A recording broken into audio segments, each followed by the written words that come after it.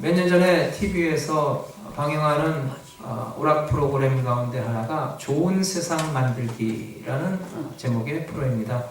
거기 보면은 이제 유명 개그맨이 사회자로 나와서 인도를 하는데 이제 시골에 있는 이제 노인분들을 모셔다가 함께 대화도 나누고 또 상도 나눠주는 그런 참 좋은 프로그램이었어요. 한 번은 이제 이 개그맨이 시골에 사는 80대가 넘은 그런 노 부부를 모셔다가 대화를 하게 됩니다. 참 이 나이가 80이 넘었고 부부가 5, 60년 이상을 함께 살았던 그런 노 부부였는데 이 사회자가 그 할머니에게 이렇게 물어봤어요. 사실 이제 그 할머니와 같이 이렇게 오랫동안 할아버지와 함께 행복하게 부부 생활을 한 관계를 뭐라고 하겠습니까? 물어봤어요. 그러니까 이제 이 사회자는 이 할머니가 천생연분이라고 대답할 것을 기대하고 물었던 거예요. 근데 할머니가 그 질문을 받고 나서 할아버지를 물끄러미 바라보더니 이렇게 말하는 거예요. 왼수. 그래서 다들 그 진행을 하던 사람들이 크게 한번 웃고 나서 이 사회자가 할머니에게 다시 물어봤어요. 아니 할머니 두 글자가 아니고 네 글자예요. 네 글자. 네 글자로 답해보세요. 그러니까 이제 천생연분이 네 글자니까 할머니가 이번에는 천생연분이라 대답할 줄 알고 물었던 거예요. 그 질문을 받고 나서 할머니가 다시 또 할아버지를 보면서 하는 말이 뭡니까? 평생 왼수. 이래가지고 좋은 세상 만들 수 있을지 참 모르겠습니다. 아니 도대체 집안에 원수를 놓고 5, 60년 이상을 함께 살았다면 그렇다면 이 할머니야말로 정말 원수를 사랑한 겁니까? 아니면은 원수를 대하면서 그렇게 부부 생활했으니 이 할머니 정말 불행한 부부 생활을 한 겁니까? 그게 정말 궁금합니다. 오늘 이 좋은 세상 예수님께서 우리에게 주신 말씀은 원수를 사랑하라. 하늘에 계신 너희 아버지가 온전하신 것 같이 너희도 온전하라.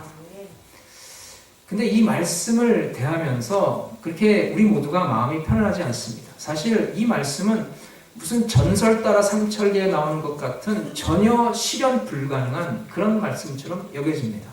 아니 원수를 어떻게 사랑합니까? 정말 이해하기가 어렵고 정말 받아들이기가 어려운 그런 성경 말씀 중에 하나입니다. 그래서 이 말씀을 연구한 성경학자들은 이 말씀은 그대로 실천하라는 것보다는 우리가 너무나 연약하고 부족해서 하나님 말씀을 제대로 지키지 못한다는 것을 알라고 이렇게 예수님이 일부러 주신 말씀이다. 그렇게 해석을 하기도 합니다. 또 어떤 성경학자는 그래도 예수님이 주신 말씀이니까 어떻게 하든지 성도로서 그걸 지키도록 노력해야 하지 않겠냐라고 얘기를 합니다. 근데 여러분 제가 보기에는 이 원수를 사랑하는 것 사실은 그렇게 어려운 것만은 아닙니다. 하나님처럼 온전하게 되는 것 여러분 그것도 얼마든지 가능합니다. 예수님이 십자가 달려 돌아가신 것 그것을 복음으로 집약해서 표현하는 것이 바로 이 원수를 사랑하라는 말씀입니다. 예수님이 십자가 달려 죽으신 것 그래서 우리를 살려주신 것이야말로 진정으로 예수 그리스도의 십자가 대속의 그 사랑을 바로 이 원수를 사랑하라는 이 말씀으로 다른 표현으로 우리에게 가르쳐 주신 것이랄 수가 있어요. 그래서 무거운 마음으로 부담을 잔뜩 안겨서 이걸 지켜야 되나 말아야 되나 우리가 고민하고 염려할 이유는 없습니다. 왜 그런지 먼저 온전하다는 말에서부터 우리가 한번 생각을 해보기 원합니다. 온전하다는 말을 영어로는 perfect라고 합니다. 헬라어로는 텔레이토스라고 하는데 이 텔러스라는 말은 원래 목표란 뜻입니다. 그러니까 목표를 정해놓고 그 목표를 향해 다가가며 준비하고 노력하고 계획을 세우고 나아가는 것을 의미하는 거예요. 그러니까 그 목표까지 도달하기 위해서 우리가 열심히 준비하고 노력하는 것을 가리킵니다. 그런데 오늘 본문에는 왜 하나님이라 하지 않고 하늘에 계신 아버지라 그랬겠습니까? 그것은 바로 나와의 직접적인 관계를 의미하는 것입니다. 그러니까 멀리 계신 그냥 객관적인 하나님이 아니라 나와 직접 연관이 있는 나와 관계가 있는 아버지라는 거예요. 그래서 나와 개인적으로 관계가 있고 나를 통찰하시고 돌보시는 하나님이 내게 주시고 내게 기대하시는 말씀이라는 것입니다. 우리가 우리 자식들을 길러도 우리 자식의 삶에 우리 바램을 얹어 놓지 않습니까? 아, 이렇게 자라다오, 저렇게 자라다오. 마찬가지로 하나님도 하나님의 자녀된 우리들을 보시면서 우리를 통해서 하나님의 꿈과 계획을 이루고자 하시는 거예요. 그리고 우리를 통해서 그 꿈과 목표를 이루시는 과정에서 하나님은 우리를 인도하시는데 온전한 계획과 섭리와 하나님의 능력으로 우리를 인도해 주시는 것입니다. 그래서 우리는 우리의 순간순간을 베스트로 최선을 다해서 하나님의 인도하심을 따라서 나를 향한 하나님의 선하신 계획이 있는 것을 믿고 오늘도 그 하나님의 돌보심과 다스리심에 순종하고 인도함을 받을 때 우리도 하늘에 계신 아버지와 같이 온전해질 수 있다는 것입니다. 사실 여러분, 우리는 인격적으로 완벽하게 될 수가 없습니다. 이 세상에 그 누가 참 예수님처럼 그렇게 완벽한 인격을 갖춘 사람이 될 수가 있겠습니까? 그래서 우리가 흠이 많고 부족하기 때문에 우리는 예수님이 필요합니다. 오늘도 예수님의 인도하심을 받아서 예수님을 바라보며 예수님의 그 부활의 영이 우리 가운데 임하셔서 우리를 주관하시고 다스리고 우리를 인도하셔서 하나님의 뜻을 이루어가는 삶을 사는 거예요. 그러니까 하나님 아버지께서 성령님으로 나와 동행하시고 나를 다스려 주시고 나의 길을 인도하셔서 순간순간 나의 베스트 최선의 삶으로 주의 뜻을 따르고 순종하며 주님의 인도함을 받을 때 우리는 하나님의 온전함을 이룰 수가 있다는 거예요. 근데 여기 문제가 있습니다. 내가 그렇게 하나님을 따르며 온전한 삶을 살려고 하는데 내 삶에 원수가 끼어드는 거예요. 내가 정말 하나님만을 의지하며 정말 믿음의 탄탄대로를 가길 원하는데 원수가 그 앞을 딱 가로막고 있다는 거예요. 이걸 어떻게 해야 합니까? 통통한 원수, 갈비씨 원수, 키 큰 원수, 키 작은 원수, 잘생긴 원수, 못생긴 원수, 한국인 원수, 외국인 원수, 각종 원수들이 나를 힘들게 만들고 괴롭히고 낙심시킵니다. 나의 하나님의 온전하심을 이루고자 순종하며 가기를 원하는데 내 갈 길을 막고 나를 낙심하게 만드는 이 원수를 어떻게 한단 말입니까? 내가 이 원수를 어떻게 처리합니까? 참, 이 원수만 없다면 내가 정말 하나님이 원하시는 온전한 삶을 살 수 있는데 이 원수만 없다면 내가 정말 하나님이 기뻐하시는 성도가 될 수 있을 텐데 정말 우리에게 참 누구나가 다 고민하게 되고 힘들어하는 그런 문제입니다. 근데 사랑하는 여러분, 사실 원수 사랑하는 일은 어렵지 않습니다. 쉽습니다. 뭐가 쉽냐고요? 하나도 쉽지 않다고요.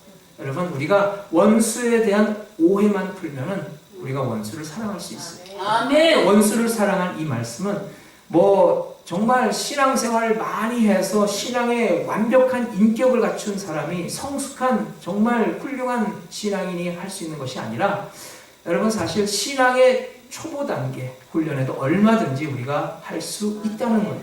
아멘. 오늘 본문 말씀을 통해서 우리 모두가 이 원수에 대한 편견과 오해를 깨뜨리고 진정으로 원수를 품고 사랑할 수 있는 그런 믿음으로 영적 무장할 수 있기를 소망합니다. 아멘. 우선 원수가 우리에게 해를 준다는 오해를 풀어야 합니다. 여러분, 분명히 말씀드립니다. 원수는 하나님의 자녀된 우리를 절대 해롭게 하지 못합니다. 성경 전체 역사는 사실 원수들이 끼어들어서 이끌어간 역사라고 해도 과언이 아닙니다. 여러분, 성경 위대한 신앙의 인물 가운데 그 인생에 원수들이 끼어들지 않은 인생이 없어요. 여러분, 우리가 바라보는 예수님도 예수님이 그 십자가 대속의 사역을 이루실 때 제자들의 도움을 받은 게 아니라 원수의 도움을 받았어요. 누굽니까? 가룟 유다와 총독 빌라도예요. 그들이 악역을 담당함으로써 예수님이 십자가 달리셔서 우리의 모든 죄를 십자가에서 사하시는, 담당하시는 놀라운 구원의 대속의 은총을 이루었다는 것입니다. 예수님은 원수를 통해서 하나도 손해보지 않으셨어요. 예수님은 예수님의 사명을 원수를 통해서 오히려 감당하셨고 오히려 그것을 통해서 죽으시고 사흘 만에 부활하셔서 우리에게 영생의 길을 열어주셨다는 것입니다. 뿐만 아니라 여러분, 요셉을 보세요. 요셉이 얼마나 진짜 사랑스러운 아우였겠습니까? 많은 형들이 작당을 해서 그 아우 있는 것을 꼴을 못 보고 결국은 그를 애굽의 노예로 팔아먹습니다. 정말 야속한 형들 아닙니까? 정말 철천지 원수 같은 형들이에요. 정말 죽이고 싶은 그런 원수인데, 근데 나중에 이제 애굽에서 출세해서 총리가 된 이 요셉 앞에 형들이 왔을 때 형들은 두려운 거예요. 요셉이 자기에게 보복할까봐 벌벌 떨고 있는데 그들에게 요셉은 이렇게 말했어요. 창세기 50장 19절, 요셉이 그들에게 이르되 두려워 마소서, 내가 하나님을 대신하리이까 당신들은 나를 해하려 했으나 하나님은 그것을 선으로 바꾸사 오늘과 같이 만민의 생명을 구원하게 하시려 하셨나니. 하나님이 요셉을 향해 갖고 계신 목표가 있었어요. 그러니까 그로부터 한 20년 후에 그 중동 지역에 대기근이 일어나서 수많은 사람들이 정말 목숨을 잃게 될 그런 상황인데, 하나님께서 많은 생명을 살리기 위한 계획을 세우셨고 그것을 위해서 요셉을 사용하기로 작정하셨어요. 그러니까 요셉이 고통당할 땐 그걸 몰랐죠. 그래서 형들이 원수가 되어서 요셉은 애굽으로 팔려나갔어요. 또 애굽에서 이 요셉은 또 한 명의 원수를 만납니다. 바로 보디발의 아내예요. 그래서 억울하게 참 누명을 뒤집어 쓰고 감옥에 가게 됩니다. 손 한번 잡아달라는 거 뿌리쳤다가 완전 덤탱이를 쓰고 감옥에 갇혔어요. 얼마나 억울합니까? 지가 먼저 꼬리 쳐놓고. 그런데 요셉은 어떻게 됐습니까? 감옥에서 오히려 애굽의 총리로 발탁되는 그런 놀라운 역사를 이뤘다는 것입니다. 애굽의 총리가 참, 요셉이 어떻게 그 애굽의 총리가 되었겠습니까? 그가 무슨 돈을 써서도 아니고 백이 있어서도 아니고 그가 무슨 실력과 능력이 있어서도 아닙니다. 바로 그 인생에 두 원수가 끼어들었기 때문입니다. 그래서 요셉은 하나님의 선하신 뜻이 자기의 모든 고난을 통해서 이루어졌음을 깨닫고, 그렇게 해서 많은 생명을 살리는 그런 축복의 도구로 자기가 쓰임받았다는 사실을 깨닫고 형들에게 이렇게 말했어요. 창세기 50장 21절, 당신은 두려워 마소서, 내가 당신들과 당신들의 자녀를 기르리이다 하고 그들을 간곡한 말로 위로하였더라. 오히려 원수들을 돌봐주고 그들의 자녀를 기르고 먹이고 사랑하겠다는 것. 야, 정말 원수를 사랑하는 그런 모습을 요셉은 몸소 보여주었습니다. 원수가 끼어들어 노예로 팔려가고 원수가 끼어들어 감옥에 갇혔습니다. 그런데 요셉은 매 고비고비마다 하나님께서 선하신 인도하심으로 자기를 다스리고 계신다는 사실을 믿었고, 감옥에 있을 때에도 노예로 고통받을 때에도 그는 그의 삶의 베스트를 하나님께 맡겨드리며 하나님의 선하신 인도하심의 최선의 결과임을 믿고 하나님을 따랐다는 것입니다. 참, 이렇게 믿는다면 원수도 사랑으로 접근할 수가 있는 거예요. 원수가 결코 해를 줄 수 없음을 알기 때문입니다. 뿐만 아닙니다. 여러분, 성경을 처음부터 끝까지 보면요, 여러분, 모든 신앙의 위인들이 원수들의 도움을 받아서 오히려 하나님께 귀하게 쓰임받았습니다. 여러분, 원수인 애굽의 바로왕 없는 모세를 생각할 수가 없어요. 원수인 사울왕이 없는 다윗을 생각할 수가 없습니다. 에스더 왕비가 페르시아에서 수많은 유대인들의 목숨을 구했습니다. 그때 원수인 하만이 없는 에스더를 우리가 상상조차 할 수가 없는 것입니다. 그래서 원수는 절대 우리를 해할 수가 없는 줄로 믿습니다. 나아가서 원수는 우리에게 유익을 줍니다. 원수는 반드시 결국에는 우리에게 더 큰 유익을 주기 위한 존재로 지금 다만 악역을 맡아 하는 거예요. 여러분이 한류 드라마의 주인공이라 생각하시고 여러분을 괴롭히는 원수가 지금 악역을 담당하고 있다고 생각하세요.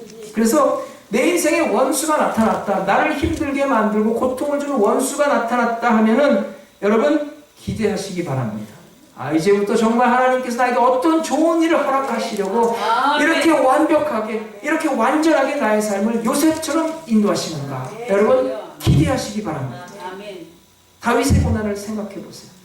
그는 하나님의 기름 부으심을 받고 하나님의 종으로 택함 받았습니다. 그런데 여러분, 하나님의 기름 부으심을 받은 사람 중에 다윗처럼 그렇게 왕의 자리까지 나아갈 때까지 그렇게 고통받고 고생한 사람도 없어요. 그의 인생에 사울이 끼어들었어요. 사울이 그를 괴롭히고 죽이려고 달려들어서 그는 그때부터 도피의 생활을 하게 됩니다. 광야로, 동굴로 참 짐승처럼 참 헤매이고 다니며 피신 생활을 했어요. 그런데 성경에 보면은 그런 가정에서도 절대 하나님은 다윗을 사울의 손에 붙이지 않으셨다 그랬어요. 아멘. 사무엘상 23장 14절 다윗이 황무지 요새도 있었고 또 황무지 산골에도 유하였으므로 사울이 매일 잡되 하나님이 그를 그의 손에 붙이지 아니하시니라. 그러니까 잡을만 하면 도망가고 잡을만 하면 또 도망가고 절대로 다윗이 사울에게 붙잡히지 않도록 하나님이 인도해 주셨다는 거예요.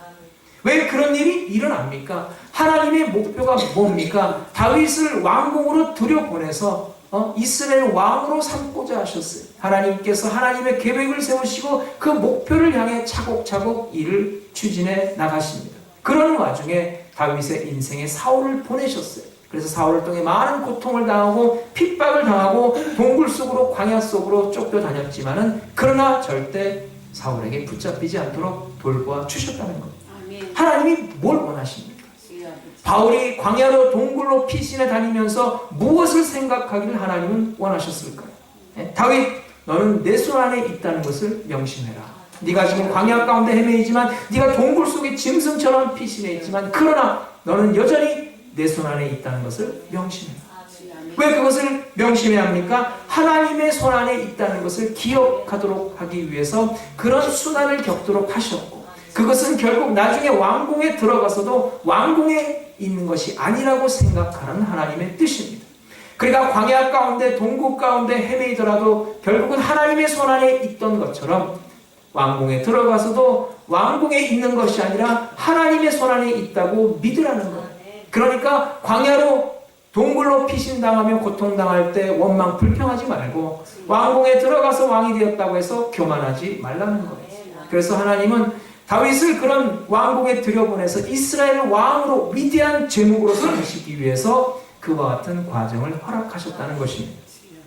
여러분, 원수가 나타났습니까? 원수가 여러분의 앞길을 막고 있습니까? 여러분, 기대하세요. 여러분의 인생을 왕과 같은 삶으로 인도하기 위해서, 하나님께서 하나님의 손 안에 있다는 것을 깨닫도록 하기 위해서 여러분을 왕궁으로 들여보내 왕같은 존귀한 자로 높여주기 위해서 지금 원수가 악역으로 활동하고 있다는 사실을 믿고, 그래서 우리의 인생에 원수가 들어왔다고 믿고 의지하고 위로받고 용기를 내라는 것입니다.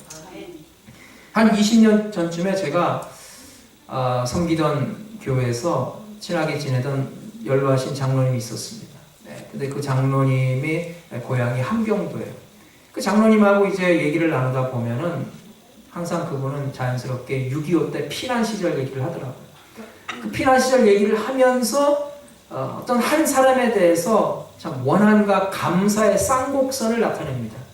그 사람이 누군가 하면 바로 김일성이라는 그런 사람이에요. 그 장로님이 하는 얘기가 그 원수 같은 김일성이 왜 이렇게 오래 사냐고, 왜 이렇게 안 죽냐고. 그때까지만 해도 이제 김일성이 죽기 전이거든요. 그러면서도 이 장로님이 하는 말이, 그래도 그 김일성 그 인간 덕분에 내가 이렇게 미국까지 와서 내가 이렇게 큰 집에 좋은 차 타고 이렇게 정말 편안하고 행복하게 산다, 그러는 거예요. 그러니까 그분이 6.25 때 피난 내려와서 서울에서 동대문에 장사를 했는데 장사가 너무 잘 돼가지고 돈을 많이 벌었어요. 그래서 빌딩도 사고 그리고 자녀들도 미국으로 유학을 보냈는데 나중에 미국에 정착한 자녀들이 초청을 해서 자기들이 미국에 와서 이렇게 행복하게 편안하게 잘 살게 되었다는 거예요. 그러니까 이 장로님이 하는 말이 참 하늘을 보고 땅을 봐도 정말 자기가 김일성이라는 그런 자에게 대해서 감사해야 할 까닭은, 만약 그 사람이 아니었다면 자기는 그냥 함경도 두메산골에 태어나서 거기서 평생 농사나 지으면서 거기서 죽어서 묻혔을 터인데 그 사람 때문에 이렇게 피난 와서 이렇게 행복하게 부유하게 산다고 고백하는 것을 제가 여러 번 들었어요. 여러분, 맞습니다. 어떤 원수가 내 인생에 끼어들어도 우리를 절대 해롭게 하지 않습니다.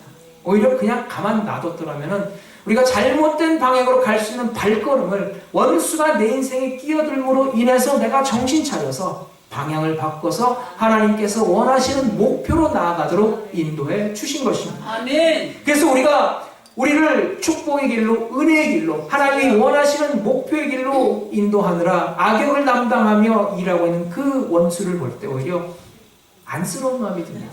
그런 나를 위해서 이렇게 내가 바른 길로 가도록 도우미의 역할을 하고 있는 그 원수를 생각할 때 참 그에게 긍휼한 마음을 가지고 품어주고 아껴주고 참 용서를 베풀 수가 있다는 것입니다.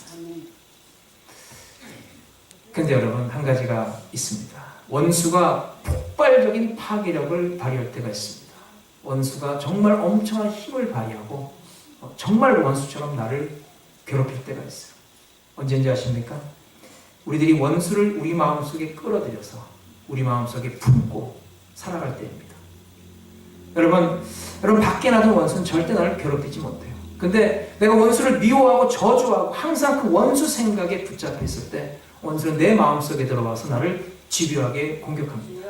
여러분 사람을 미워해 보신 적이 있으세요? 저는 옛날에 미워해 본 적이 있거든요. 정말 나를 괴롭게 하고 힘들게 한 그 원수 때문에 제가 사경을 헤맨 적이 있어요.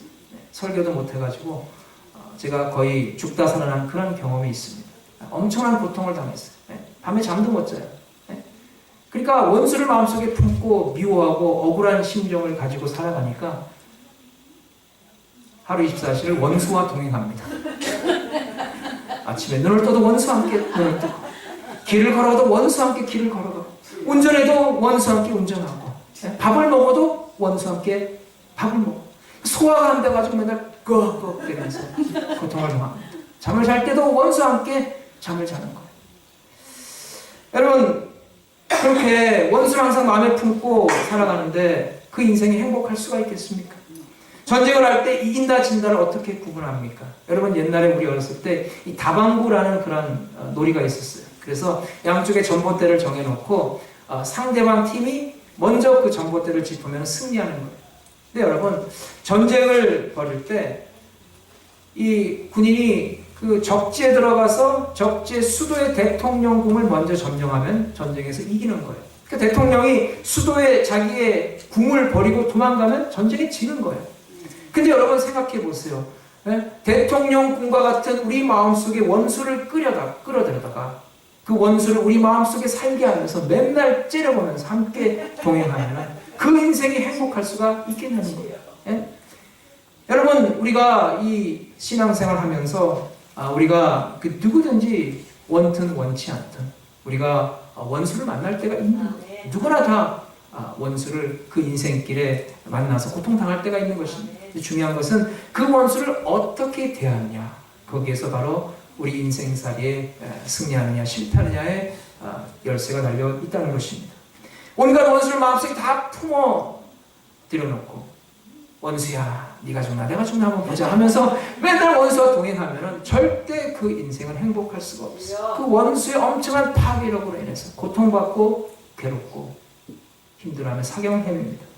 그래서 여러분, 우리는 신앙인으로서 세상에 어떤 원수를 만난다 할지라도 여러분 담대한 마음으로 이제 원수가 내 인생에 들어왔다고 생각하면 여러분 기쁜 마음으로 박수를 치세요. 아멘. 아, 하나님께서 이 원수를 통해서 나를 어떤 좋은 길로 인도하신다.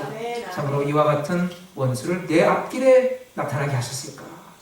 하나님께서 정확하게 인도하신 하나님의 섭리를 통해서 나에게 어떤 축복을 주시려고 내 인생에 이 원수를 등장시키셨을까. 여러분, 믿음으로 바라보고 기대하시기 바랍니다. 사랑하는 여러분, 이제 여러분 예배 끝나고 이제 교회 문을 열고 세상으로 발을 내디딜 때 한번 크게 웃으세요. 아멘. 내 삶에 어떤 형태의 원수가 들어오더라도 나는 내 삶의 베스트, 아멘. 온전함과 최선을 다하는 믿음으로 주님과 동행하며 하나님께서 예비하신 축복을 받아 누리리라. 아멘. 여러분, 믿음으로 기대하며 하나님과 동행하시기 바랍니다. 아멘. 원수는 절대 우리를 해롭게 하지 못합니다. 원수는 오히려 우리에게 큰 유익을 주기 위해서 지금 도우미로 활동 중입니다. 하지만 그 원수를 내가 미워하고 저주하고 내 마음에 품을 때 그 원수는 정말 내 마음속에 들어와서 나를 괴롭히고 나를 파괴합니다. 원수를 우리가 잘 대해야 합니다. 딜을 잘해야 합니다. 사랑하는 여러분, 그런 의미에서 원수를 사랑하는 일은 정말 쉽습니다. 하나님처럼 온전하게 되는 것도 쉽습니다. 그렇게 열심히 활동하는 원수들을 우리가 긍휼히 여기고 사랑하는 마음으로 대하고 용서해주고 기도해줄 때 우리 삶에 진정으로 요셉과 다윗과 같은 놀라운 축복이 임할 줄로 믿습니다. 아멘. 하나님께서 위대하게 사용하시는 하나님의 신앙의 인물로 인도해 주실 줄로 믿습니다. 아멘. 여러분, 신앙의 인물, 하나님께 귀하게 쓰임받는 인물마다 그 원수가 항상 그의 삶을 괴롭히고 또 그를 통해서 다른 길로 인도했습니다. 오늘도 우리가 우리 삶의 원수를 잘 대해서 원수를 사랑하는 마음으로 긍휼히 여겨주죠. 오늘도 하늘에 계신 아버지처럼 온전하게 되는 모든 성도의 삶이 되시길 주의 이름으로 축원합니다. 하나님 감사합니다. 오늘도